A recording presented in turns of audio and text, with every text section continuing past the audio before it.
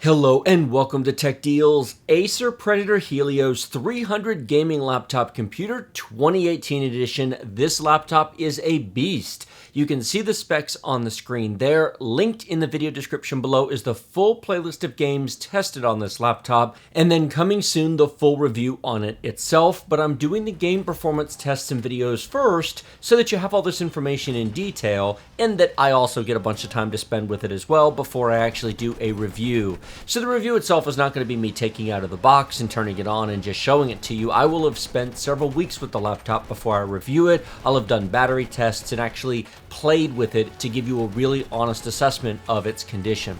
Here's what I'll say. For $1,200, this thing is absolutely the price to performance leader. What you get hardware-wise, CPU, graphics card, RAM, SSD, expansion, screen, etc.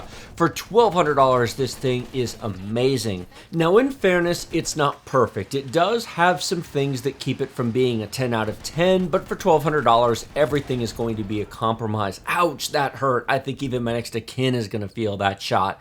It's not perfect. But you can spend $2,000 to $3,000 on a super high-end laptop, and it'll have a little bit better performance, and it'll be a little bit larger and a little bit quieter and run a little bit cooler for double the money. For $1,200, this is an amazing value if you're looking to get the most performance for your dollar. The two biggest things against this laptop are heat and noise when gaming. When you're just in Windows, it's not remotely an issue. It's cool and quiet. Put it on your lap. The battery lasts for a long, long time. No issues. Start gaming like you see right here, and it gets hot and loud pretty quickly. Headphones are your friends. Trying to use the built-in speaker for gaming while actually, the irony is I just noticed the tank here. I was running along going, oh, what's the problem? Oh my God, there's a tank, and I don't have any anti-tank weapons. Thankfully, he got blown up. In any case, you're going to want headphones because the built-in speakers are not going to override the fans. Take a look at the real-time performance numbers in the upper left-hand corner of the screen. We're dancing all around about 100 frames per second. We were above it a minute ago, now we're just below it, now we're back above it. For a $1,200 laptop in Battlefield 1 multiplayer, this is pretty good. Now, our primary limit to performance is still the graphics chip. It'd be nice if this had a 1070. You can get an Acer Predator Helios 500 with a GTX 1070, and it's got a few other nice features which make it a little bit better than this one, but it's $2,000. It's $800 more. It is not 40% faster, so you're paying a premium to get it. This is sort of the sweet spot of performance. We are running at 1080p high detail, and now Battlefield 1 is not a brand new game. In fact, Battlefield 5 is coming pretty soon, although my understanding is it's pretty much the same engine, so in theory, it should perform pretty similar. I will test it when it comes out. We're not that far from it.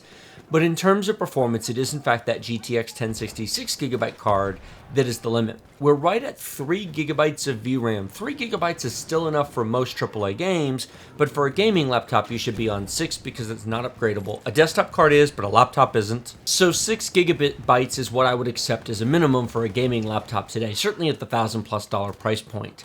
Now take a look at the clock speed of the graphics chip. This is a full desktop GTX 1060. It's not cut down like the previous generations. The only difference is the clock speed's a bit slower. A desktop card will run at up to 2000 megahertz. This runs at about 1800, so it's 10% slower. But the fact that it is only 10% slower than a desktop GTX 1060 is amazing. The previous gen GTX 960Ms were half the performance of a desktop GTX 960, so that's an amazing improvement. As for the CPU, now that's moving around, but you can see we're spending a lot of time around 50%. There's 60%, it dips down to 40. This is a 6-core, 12-thread processor. 100% CPU usage would be all 12 threads fully utilized. That's exceptionally rare for a game. But the fact that we're around 50% indicates that it's using 6 threads most of the time. But when it spikes above that, it's using up to 8. Now, the reason that's important is because if you've got a 4-core chip that only has 4 threads, or if you have a 6-core, 6-thread chips such as some of the i5s, you'll actually run into small stutters. It won't affect your overall frame rate very much, but if you think a 6-core, 12-thread chip is overkill for gaming, you're spending $1,200 on a laptop, which hopefully should last you 3 years. I'd like to see this laptop last for 3 solid years of gaming. You'll have to turn the textures down or detail down a little bit in the latter part of that, just because the GTX 1060 will probably around 2020 start to become a limitation, but if you can tolerate medium detail 3 years from now, you should get 3 good years of use out of this $1,200 laptop for AAA games. That CPU is going to age really, really well. In the next 3 years for what this laptop will do, 6 cores, 12 threads is the sweet spot.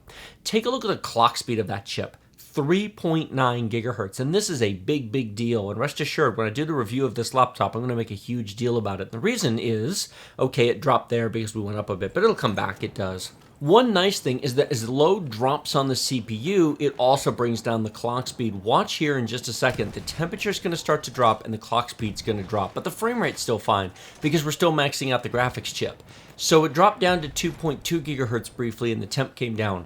If we don't need the CPU speed, it will lower the CPU clock speed in order to conserve energy and reduce temperature.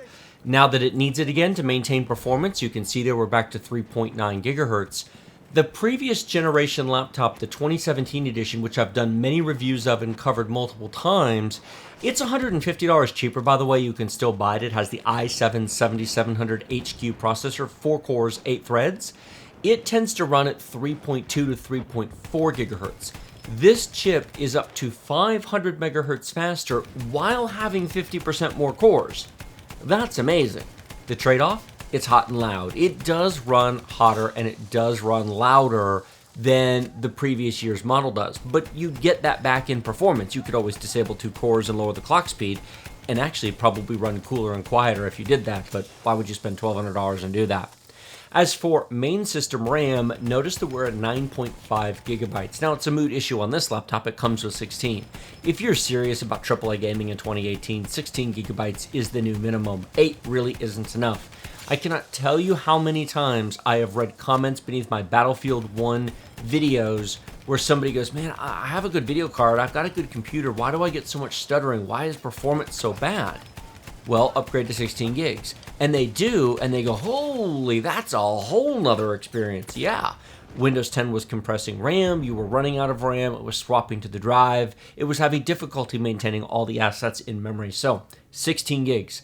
Now, speaking of RAM, this laptop is great because 4K video editing works really, really well on this, but you probably want 32 gigs of RAM if that's something you're going to do. 1080p video editing, 16 gigs is enough. But for 4K video editing, I would upgrade it to 32 gigabytes. With the 6 cores, 12 threads, and especially with QuickSync technology, Adobe Premiere Pro will render using the iGPU, leaving the dedicated GPU free for effects. If you have GPU accelerated effects or Adobe After Effects built into your timeline, or you simply want to do something else while it's rendering, it really does a good job with 4K video. So for content creation, for 3D animation, for video editing, for video rendering, for multitasking, this laptop is really, really good.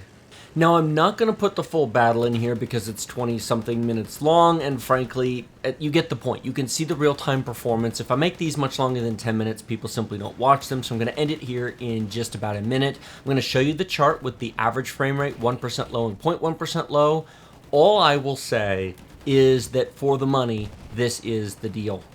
Here you can see the product detail page on Amazon. As I mentioned before, I did buy this on Amazon. It was not a product sample from Acer. If you like this video, if you like this review, if you end up buying this, the link to Amazon is down in the video description below. That is an affiliate link. It supports the channel. Please help me make more of this content. Please help me make more videos like this. Your support enables me to buy these things so I can review them and bring you stuff like this. 95 frames per second average, 1080p, high detail, multiplayer, Battlefield 1. That's really nice.